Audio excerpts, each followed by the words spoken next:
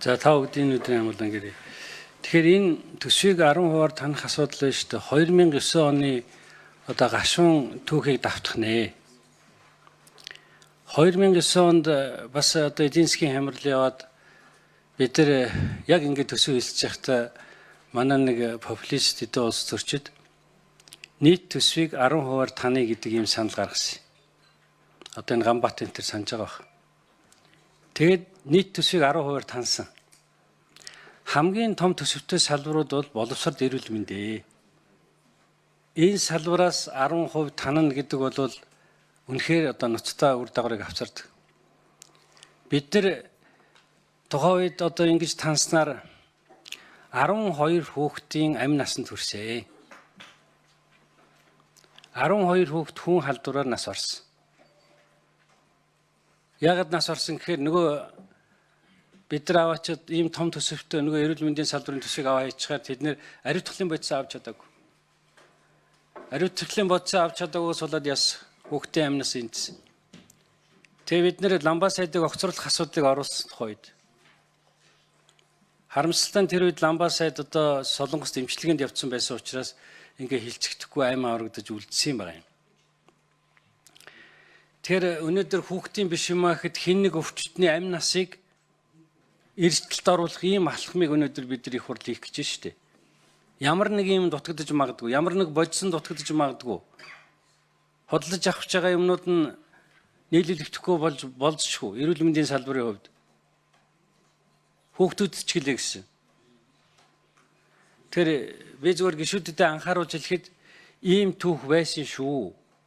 Ахаад боловсрол эрүүл мэндийн салбарт ийм болов заа. Ер нь төрийн хариуцлага гэж юмыг одоо ухамсарлахаа ойлгохоо болсон байна. Энэ гишүүн хүн гэдэг чинь төр барилцж байгаа хүн, төр барьж байгаа хүн. Тэрнээс биш ингээл хөнгөн хүйсвэр хандаал орж ирсэн бүгдийг ингээл одоо гар өргөөл ингээд сууж яадаг байж болохгүй. Ер нь бол одоо эрүүл мэнд боловсролын салбарын төсвөөс ийм өндөр хуваар танна гэдэг бол маш том эрсдлийг дагуулна. Хамгийн том төсөвтэй байхгүй энэ хоёр байгууллага. Тэгээ сайн бодцохоороо ажлын хэсгээрээ сайн ярьцгаагаараа ер нь төрийн алав суларч ялангуяа төрийн эрх байгууллагын хувьд бол одоо иймэрхүү зүйлээр хайн ханддаг ийм ажиглаж байна. Сая мөнгөний бодлогыг хилцэж байгааг харахад тийм биш шүү дээ. Мөнгөний бодлого төсвийн бодлого хоёр бол уялдаатай байх шүү дээ. Ялангуяа эдийн засаг хямарж байгаа энэ үед бол бид мөнгөний бодлогыг маш сайн ярих хэрэгтэй байхгүй юу?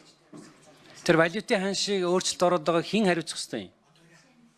Энэ мөнгөний бодлогын асуудлаар хэн хариуцах вэ гэсэн? Мөнгөний бодлогоо бид нар эдийн засаг хямарч байгаа, нүүрсний орлого буурч байгаа энэ үед яаж авч явах юм гэдэг энэ бодлогыг гаргахгүй шууд коноптод явуулчих шүү дээ. Одоо төсвийг бас тийм нөхцөл байдал үүсчихлээ шүү дээ. Тэгэл ингээ орж ирснээр ингээ дараа засгийн газар 2-3 сарыг хар төлөвлөж чадахгүй шүү дээ. Оруулж ирсэн төсвийнхөө хойноос ийм боломж байна гэж байгаа байхгүй юу? 8-9 сарыг харахаар ийм боломж байна гэж. Юу гэсэн үг юм? Бүтэн 1 жил, 2 жилийг хар төлөвлөж чаддаг байх хэрэгтэй шүү дээ.